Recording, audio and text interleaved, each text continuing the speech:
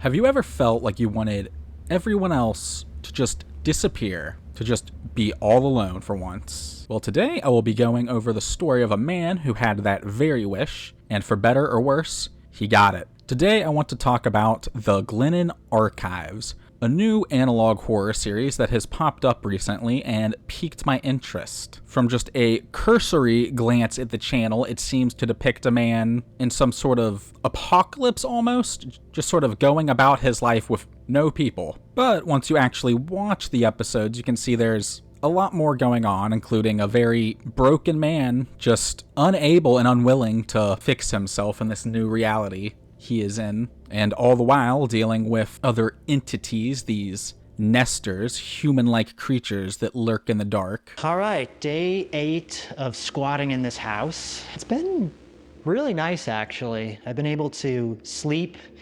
shower, recharge. I even managed to get the electricity up and running. The first episode opens with a short montage of clips from later in the video, and the unnamed man, who I will call Glenn from this point, giving a summary of his situation. He mentions he has been squatting in an abandoned home for 8 days, and has gotten the power up and running. At first, it seems like a simple case of a squatter vlogging his experience, but quickly turns darker when he notices someone watching the house from the woods. He plays it off like it might just be a passerby, but I probably don't need to tell you how inhuman that appearance is.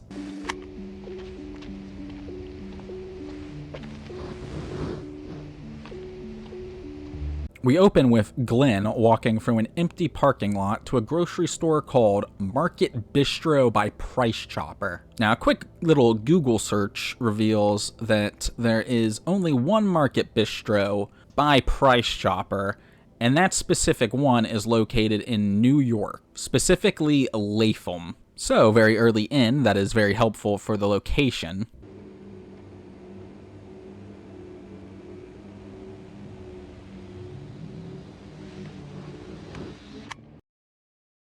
The interior of the store is eerily abandoned as he goes about shopping for ingredients to make his patented chicken parm.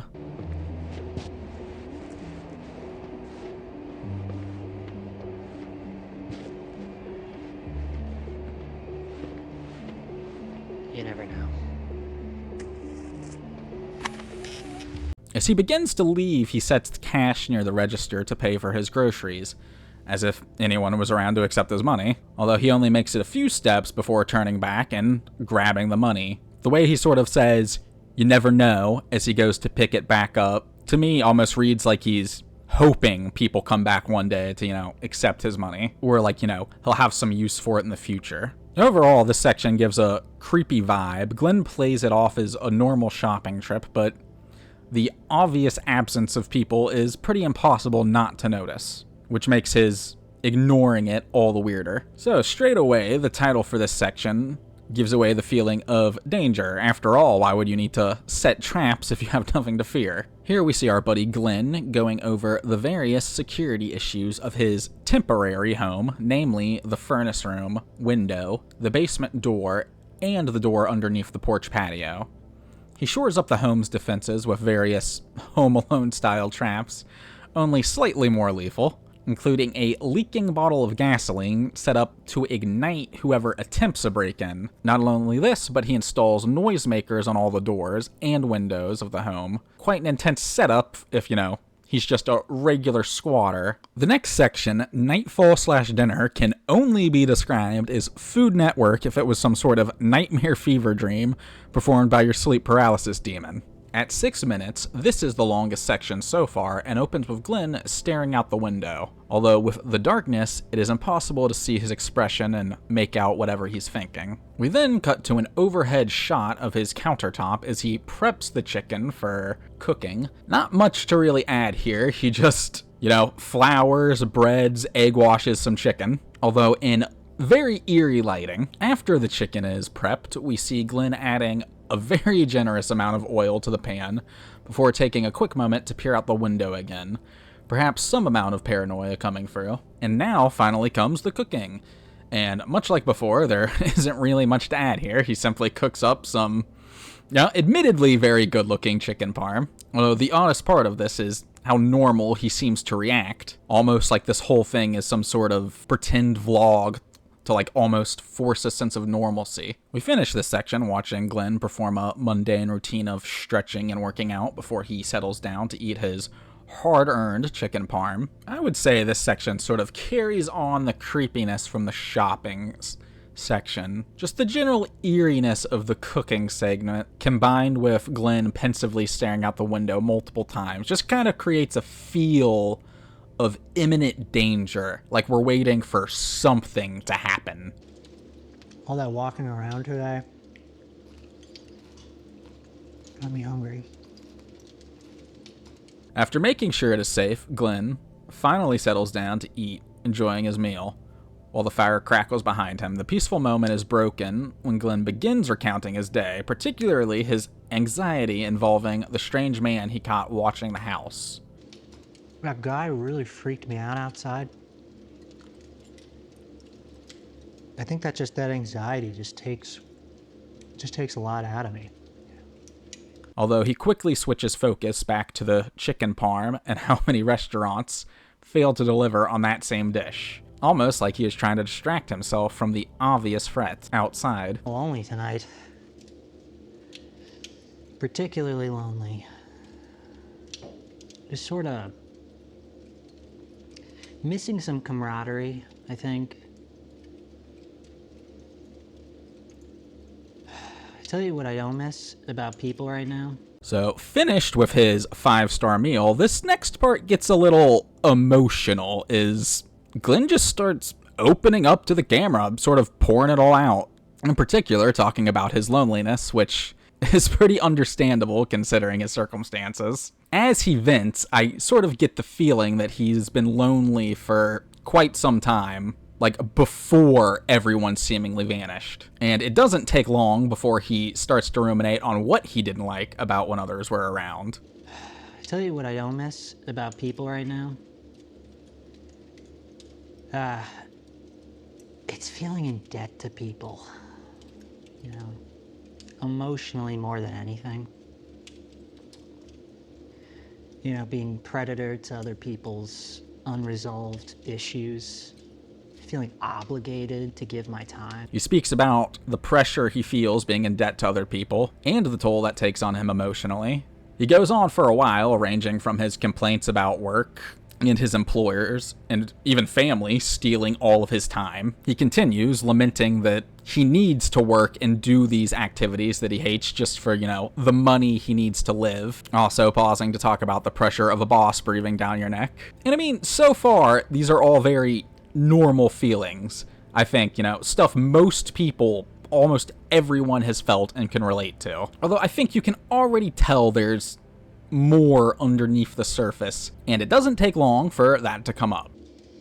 As much as I miss my family, they kept asking me to get a cell phone. I remember thinking to myself, like, no, I'm not doing that, you know? Because once they knew I had a phone, I'd be available to them all the time. And I don't want to be available to people all the time. So we see here his issues with avoidance run deep enough he refuses to even get a cell phone, just to avoid his family having access to him. Well, I get, like, the desire to not want your family to be able to access you all the time, to, like, completely cut them off to the point you won't even get a cell phone. It's starting to feel like his issues were a bit more extreme than the norm. It's around this point Glenn starts to look inward, calling out, you know, his own perceived flaws about himself, including his inability to connect with others, and this seeming like self-hatred that he seems to bear. He even says here his anxiety extends so far he feared he would never be able to connect with another person, even his own friends and family, instead choosing to see everyone as time-sucking vampires in order to avoid as what he sees as inevitable abandonment. And here, as he continues bearing his heart to no one in particular, he alludes to something bad that may have happened in his past. After sharing his inability to share his own feelings and pain, we get some more insight on the bad thing from his past. And I used to tell myself that when the pain gets great, when it gets great enough, I'll share. You know, it's not bad enough yet to burden others yet. And then one day, my brother died. And I still couldn't share the pain. Following the revelation of his brother's death, it continues with more of the same venting, not yet cluing us in on what exactly happened to his brother, and I feel like he probably won't for a while. But as he winds down, it almost feels like he used to have some sort of deep-seated resentment towards others that, it, at this point is forever left unresolved. Finally ready to tuck in for the night, Glenn alludes to other things he keeps buried before, finally laying down. Of course, his night does not go by completely undisturbed.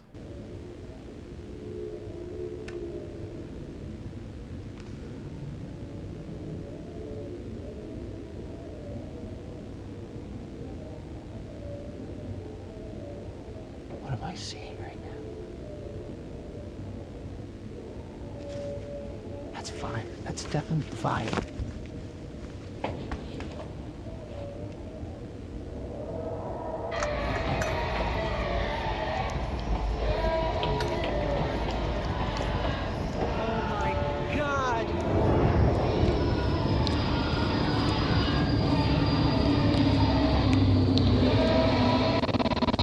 Glenn is awoken at 2:36 a.m. to light flooding into his room, with at this point what almost sounds like an animal howling or just wailing outside. Yeah, we can very quickly hear as Glenn rushes outside. That is no animal. We see Glenn's reaction as he says, "Oh my God," to himself. Very apt reaction as he turns the camera to what looks like the person from the beginning of the video, but just burning in agony. And I mean, it is a loud, blood-curdling scream. And you can even see it on Glenn's face. Rather than being happy that his trap worked, it got the guy. He is terrified. But it is after that, we cut to an image of an open field. It looks like power lines running across it with a forest in the distance. It'll hold this for a few seconds before bringing our first video to a close. So as it stands, I think this video only really shows a few things for sure. One, he is or was in/around Latham, New York, as evidenced by the Price Chopper Market Bistro. Like, there are multiple Market Bistros, but from what I have found, there is only one that has the Price Chopper label, and it is Latham, New York. And two, while not directly stated, it seems pretty clear that other people are just not around anymore. I feel like the whole abandoned grocery store, the parking lot, was more than enough to say that. Like I said, not directly stated, but I think we can kind of come to our own conclusion on that, right? And finally, this Glenn person, as I'm calling him, was deeply lonely and troubled for far longer than whatever happened before everyone disappeared.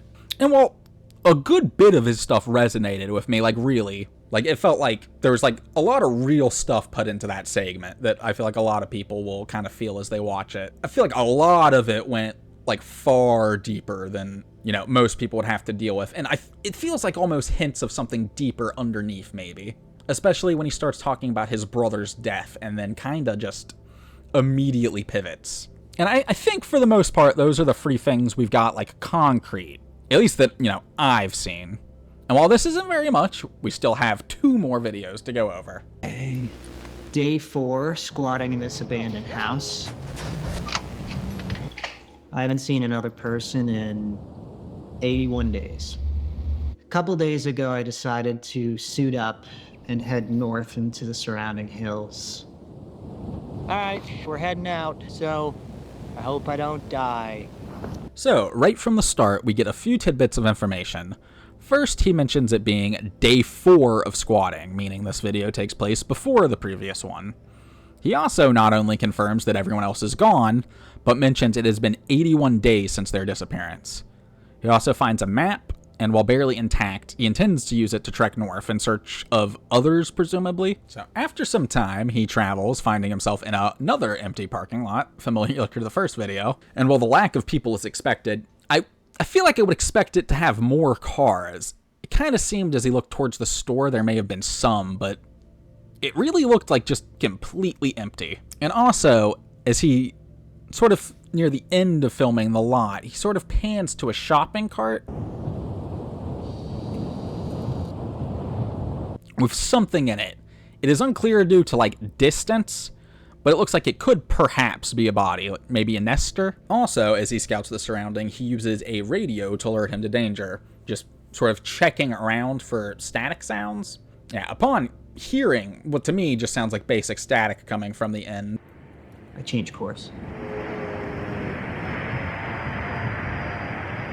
Yeah, I don't trust that. So, I'm definitely gonna veer in a different direction. he chooses to fully change direction. You know, I think shows that while he's still taking this risk on this expedition, he is still diligent about his safety. Outlining his planned expedition for us, he heads to the first location, an abandoned mall. Walking around the upper floor, the mall oddly appears to have nothing on this floor despite its large size.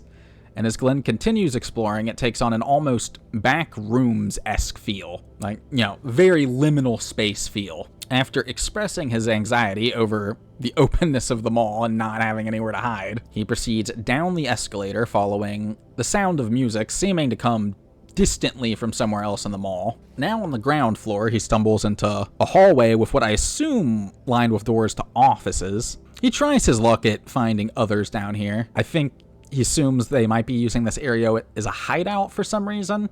He, of course, has no luck finding the doors locked, not that anyone would be here anyways. To me, this section feels familiar to when he was shopping in the first video. His, you know, casual nature as he checks out the arcade and just reminisces about Nathan's hot dogs. Although I suppose, I guess, 80 plus days in this might be enough time to become desensitized. After exploring the empty mall for a while, Glenn finally reveals expand on the stress he feels due to, like, the expectations of others and, like, society as a whole. What the creature from the first video is called, or at least what he calls them, nesters. In the process, implying that more of them are out there. And yes, I know he said he showed the word nesters in the thumbnail of the first video, but this is the first time he mentioned it, okay? After a while, he nears the sound, seemingly finding its source down a hallway. Although not only does he not find the source, but he mentions not being able to find recordings left by others. Around an hour passes before he is ready to move on. Not before seeing the shadow entity he calls Mr. Whiteout. I spent around an hour and a half exploring the mall. It was getting pretty late, and I needed to keep moving. I also saw a figure that I've encountered before moving towards me. I call him Mr. Whiteout. He sounds harmless, but I don't know, something in me just doesn't trust it. Not only did it appear to be approaching him, but he had seen it before. Currently, I don't really know what to make of Mr. Whiteout, or why he calls him that name. You know, most shockingly is just Glenn's nonchalance towards the whole thing. I mean, I get it's been 81 days, but I think a shadow creatures and nesters would still freak me out, regardless of how long it's been. Nonetheless, he moves on to a series of tunnels underneath the city, Concourse B. He gives his thoughts on how the tunnels must have looked packed full of workers beneath the city. Once again showing that diligence I talked about earlier, Glenn resists the powerful urge to make a tasty burger, opting not to get cornered in a kitchen. Probably smart. He also ponders the tunnel's maze-like nature as he walks. We hear loud thuds in the distance. It sounds to me like something being moved or like hit repeatedly. The distance makes it hard to tell. Although strangely, Glenn does not comment at all. And currently it's unclear whether he doesn't hear it or is simply ignoring it. Admiring some wall art, Glenn continues to seemingly ignore the sounds. Yeah, I should get out of here. Until what sounds like an inhuman, like, roar, presumably a nester, makes him finally decide it would be wise to move on. After leaving the tunnels on the way to his next destination, Glenn seems to sort of drop the guard that he's held up for the most of these two videos and, you know, lets himself loose a little bit. Sort of playing around in the parking lot, you know, pushing himself in the cart, rolling around. And despite how on paper, it looks like he's just having a bit of fun, it's honestly one of the more unsettling parts of the video to me is, you know, he just saw this Mr. Whiteout creature, heard presumably another nester or a different monster. In the middle of this fucked up situation, he's just sort of forgetting himself and acting recklessly, almost like he's just beginning to completely dissociate with the situation. You know, it's almost childlike the way he behaves here, completely losing track of time. Come on down to Yuppie's ice cream. You'll free some. I deserve ice cream. I was playing with my radio and acting like an idiot. It's too late to walk back. I was lucky. Some of the towns I passed through still had working electricity.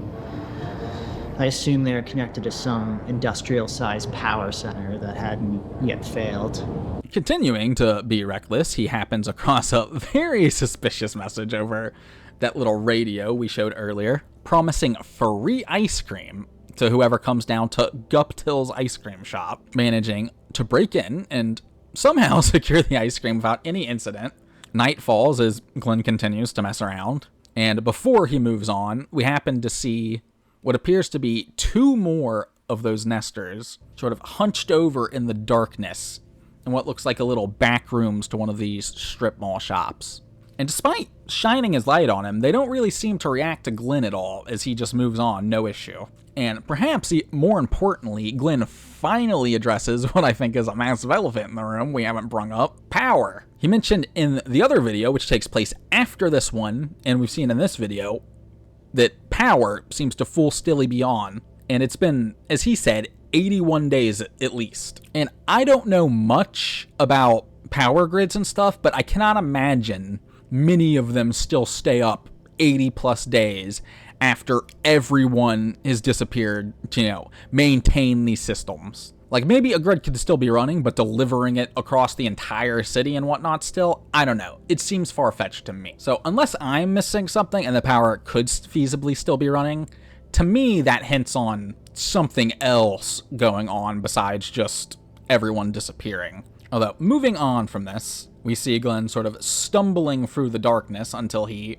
luckily stumbles upon some shelter. Seeking refuge overnight in his humble abode, we catch a glimpse of a nester.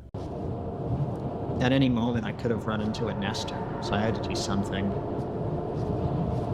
So I slept inside the enclosed slide. It was not comfortable, but... Chasing him what looks pretty violently through the night, and as usual, Glenn completely undersells it as he describes it casually. And we move on to our final destination, the taxidermy house. The last place I visited was the taxidermy house.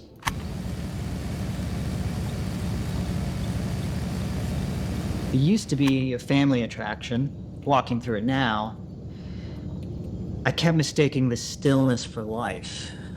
Everything looked alive, but it wasn't. Just empty forms stuffed with microfiber.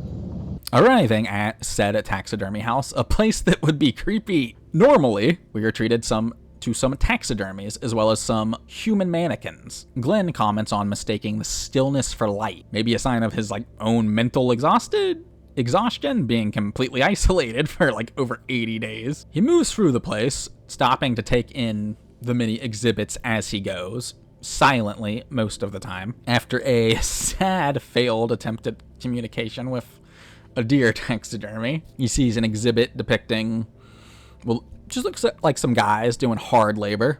He jokes that they would, probably hate him. Probably just a joke, but, that self-depreciation could also be a sign of that, self-hatred, depression leaking through before it, manifests in the first episode. Because remember, off the timeline, the first episode happens after this. Showing a bit more humor, Glenn finally decides it's time to leave.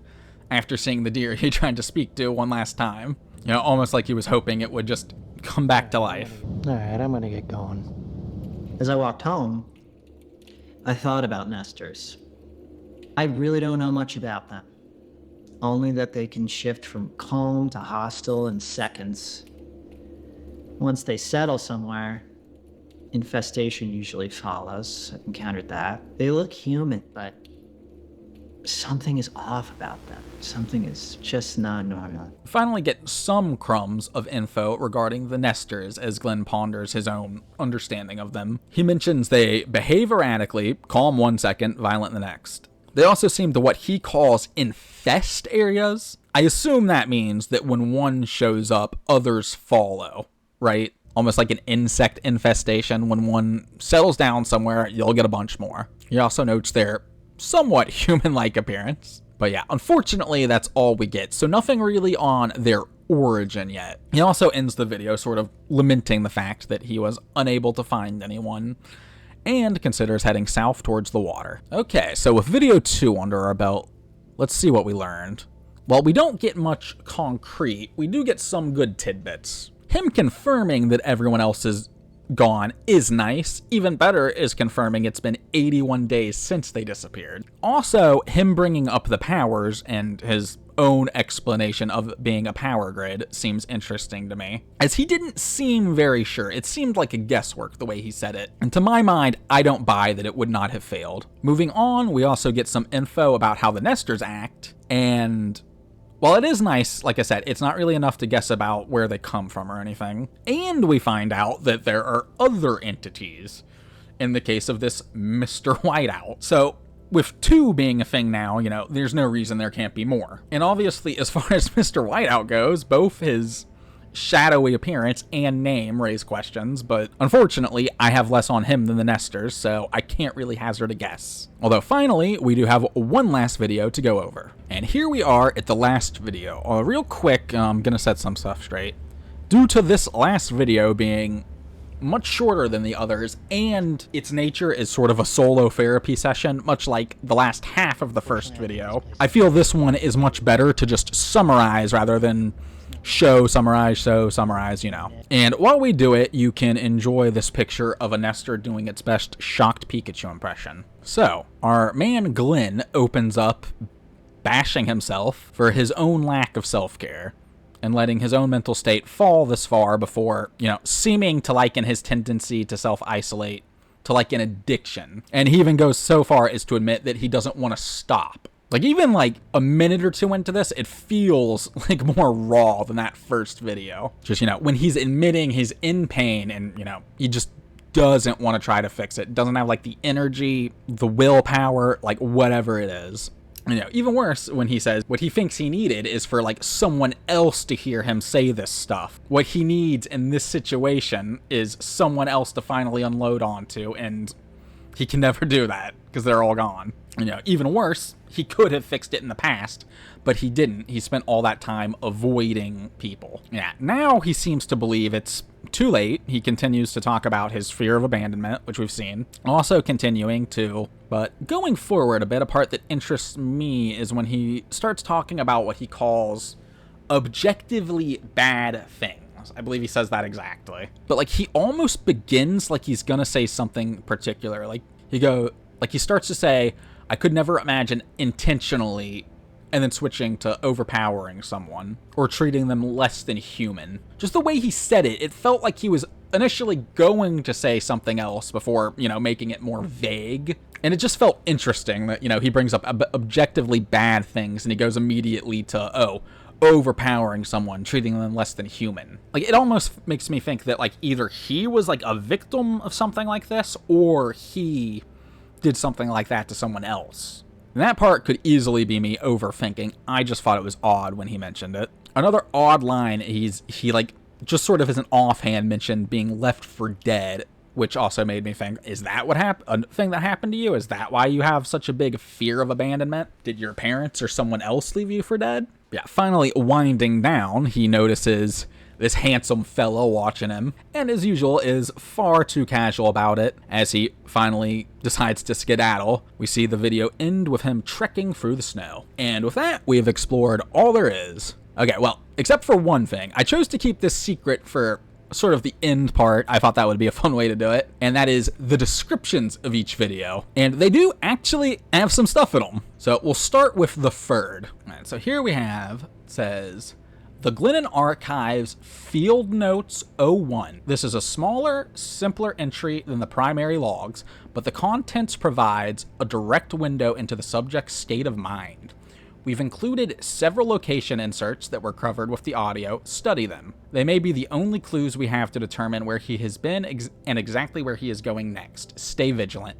Signing off, the Archivist. So, straight away, we have another character, called the Archivist, presumably the one publishing these videos, seemingly with the intent that we help track Glenn's location. And interestingly, they call him a subject, and even the video is labeled Field Notes 01. So could this be some kind of clue that it's an experiment of some kind, or, is this simply what the Archivist decided to label him, considering we never get his name? Alright, and here we are with video 2's description. Just going back in order to video 1. I have watched these tapes countless times, especially when editing them, to the point where everything blurs together. I need fresh, sharp eyes to take a look and notice anything I might have missed. Do you see anything that tells us more about where he is, or theories about this voided world? Please comment.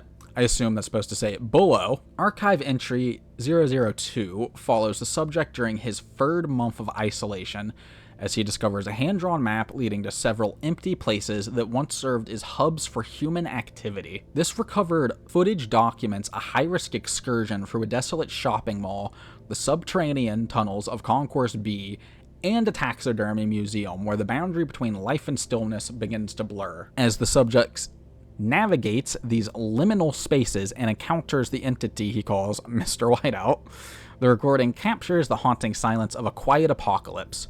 For viewers interested in world-building, survival fiction, found footage, and analog horror, this tape provides critical data on how the subject maintains his perimeter against the ever-present threat of a Nestor infestation. Oh boy, that was a mouthful. Okay, so that's definitely an interesting one. It doesn't, get anything concrete, really, but the language of it is very interesting. One, obviously, from the way the one in the last one was, and this one, just the fact that there is another character that somehow has access to these videos and is sort of leaking it to us so we can help. That combined with the fact that he called it a voided world and talked it's almost like he's in a separate version of Earth, like a separate dimension type deal, or maybe the part of Earth he is slipped into some other dimension. And the last paragraphs really just read to me like they are hyping up the video. I don't know if that's supposed to be the Archivist himself, maybe trying to get as many eyes on it as possible. But let's move on to the last one. All right, and here we have the description for video 1. This back rooms found footage documents a subject's survival against the Nestors during a quiet apocalypse as he navigates this empty world. A single mistake reveals his location to the things watching from the liminal spaces.